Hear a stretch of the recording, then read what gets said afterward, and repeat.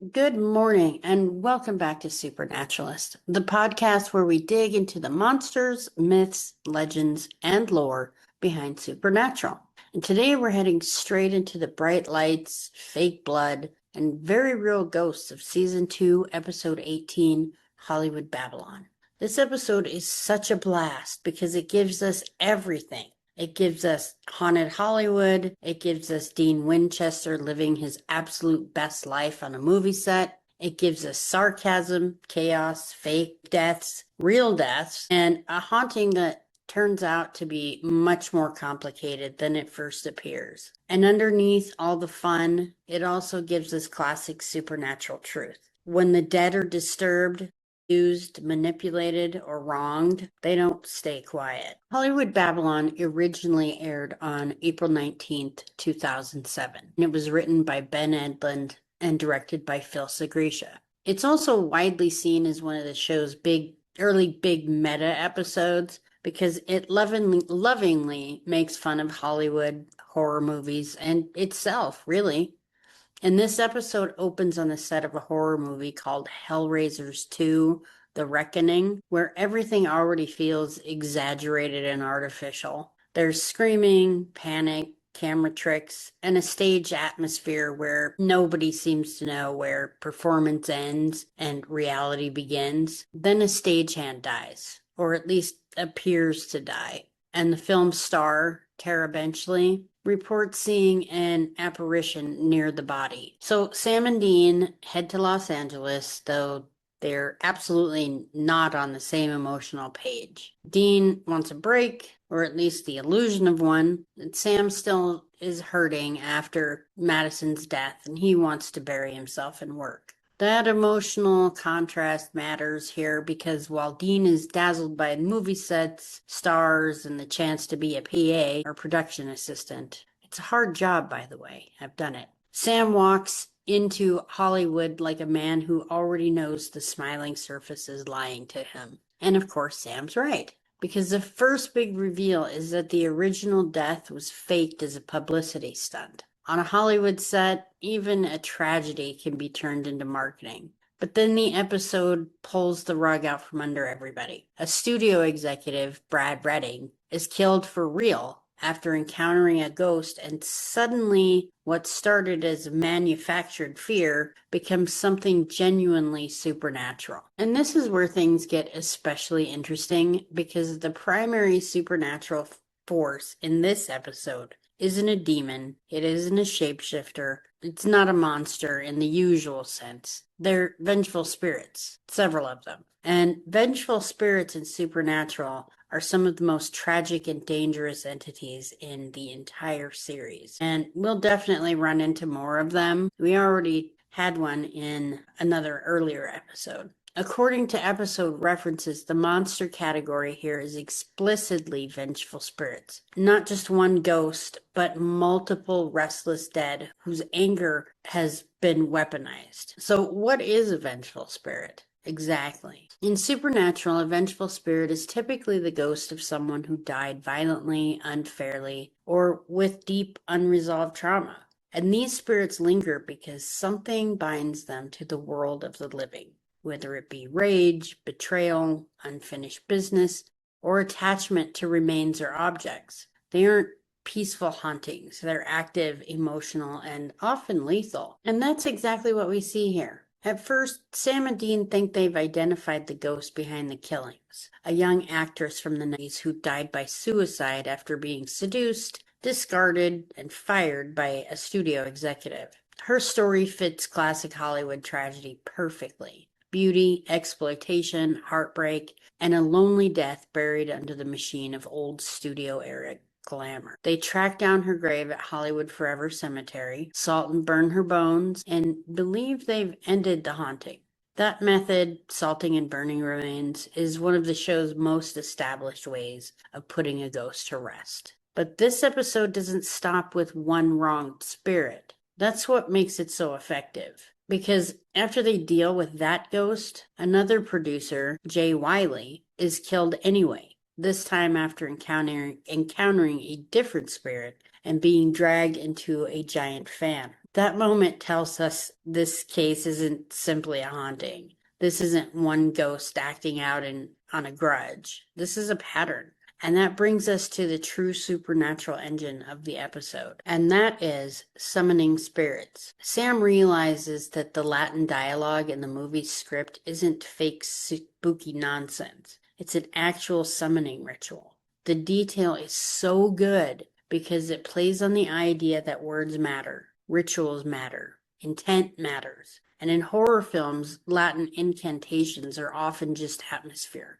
But in the world of supernatural, language can open doors. The current writer of Hellraiser 2, Martin Flagg, admits that the authentic rituals in the script came from an earlier draft by Walter Dixon, the original writer. And Walter turns out to be the one behind the entire nightmare. He's been conjuring real ghosts and directing them toward the people he believes ruined his script, and by extension, ruined his chance at success. And that makes Walter especially monstrous, because he's not simply haunted by the dead, he's using them.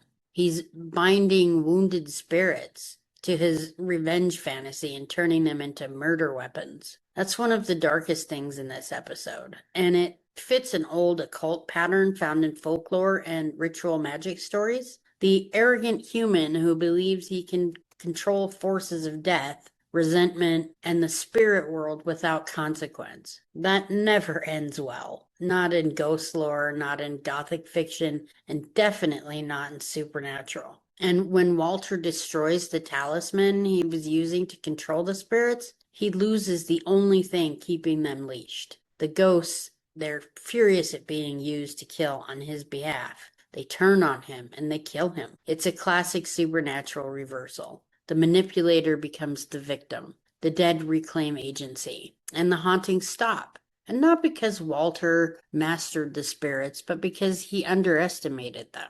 And what I really love about the creatures in Hollywood Babylon is that they reflect Hollywood itself. These aren't random spirits haunting some road, a house, a cemetery for no apparent reason. These ghosts feel born from the machinery of fame and ambition and rejection and exploitation and artistic corruption.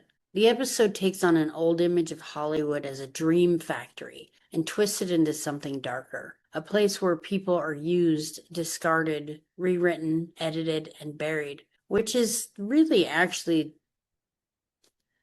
kind of ironic, considering that's exactly what happens in Hollywood. This is why ghosts work so beautifully here. Ghosts are memory that won't die. They're injustice refusing silence. And they're the past breaking through the manufactured illusion of the present. And on the movie set, where everything is already fake or staged and manipulated, a real ghost becomes especially terrifying because it's one of the things that no one can script. Now, we have to talk about Dean, because this episode lets him shine in such a fun way. Dean is on a movie set, and he's basically a kid in a candy store. He's thriving. He's delighted to go undercover as a production assistant. He throws himself into the role like he was born for it. He loves the access, the atmosphere, the fake horror, the starlets, the whole ridiculous machine of it.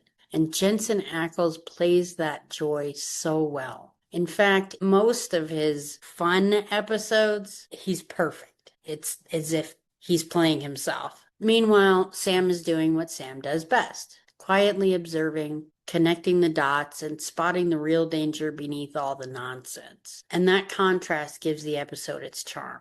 Dean is seduced by the fantasy of Hollywood, and Sam keeps dragging the case back towards truth. One brother sees the set, the other sees the ritual hidden inside the script, and somehow both of them are right. One of the most clever things Hollywood Babylon does is ask what happens when horror stops being pretend. Everyone on the set is making fake terror, fake screams, fake corpses, fake ritual, and fake danger. But then actual ghosts show up and remind everybody that fear doesn't need a camera angle. And that's the real tension of this episode. It blurs the line between spectacle and reality. It says that people love to play with darkness until darkness answers back. And honestly, that's a very old supernatural idea. In folklore, in seance culture, and haunted theater legends, in stories about cursed productions and doomed films, there's always this warning. Don't treat the unseen world like a toy.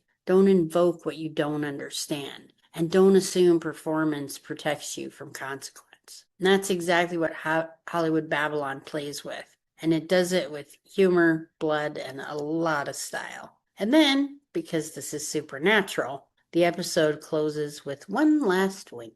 Production continues. The surviving writer starts folding the real hauntings into the script. Dean emerges from Tara's trailer looking very pleased with himself. Sam and Dean walk off into the sunset together until the camera pulls back and reveals that even the sunset is just another Hollywood prop. It's perfect. And because this episode ends by reminding us that Hollywood sells illusions, but ghosts, not ghosts. Now for fun facts and behind the scenes info. As I mentioned earlier, Hollywood Babylon first aired on April 19th, 2007. It was written by Ben Edlund and directed by Phil Segresha.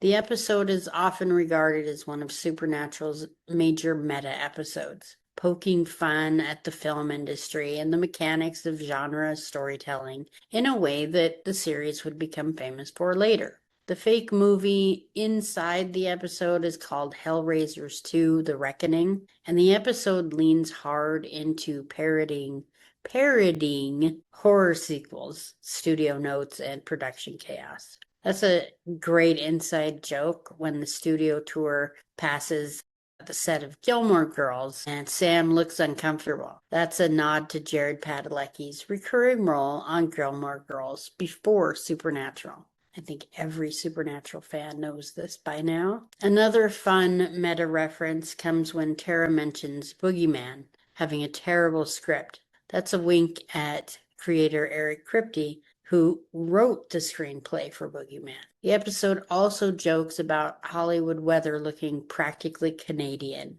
which is a playful nod to the fact that Supernatural was filmed in Vancouver, Canada, not Los Angeles. And Gary Cole guest stars in this episode, and the CW season material specifically highlights his appearance as part of the production. Even the title Hollywood Babylon likely echoes the famous Scandal Chronicle by Kenneth Anger, a book that is associated with dark Hollywood myth-making gossip and the idea that glamour always hides something rotten underneath. That connection fits this episode tone perfectly, though this is an inference of the title rather than the stated production note. That's all for today's episode of Supernatural. I hope you enjoyed it. If you did, please like and subscribe if you haven't already. And please share with anyone else who enjoys the stories behind Supernatural. Thank you and have a great weekend.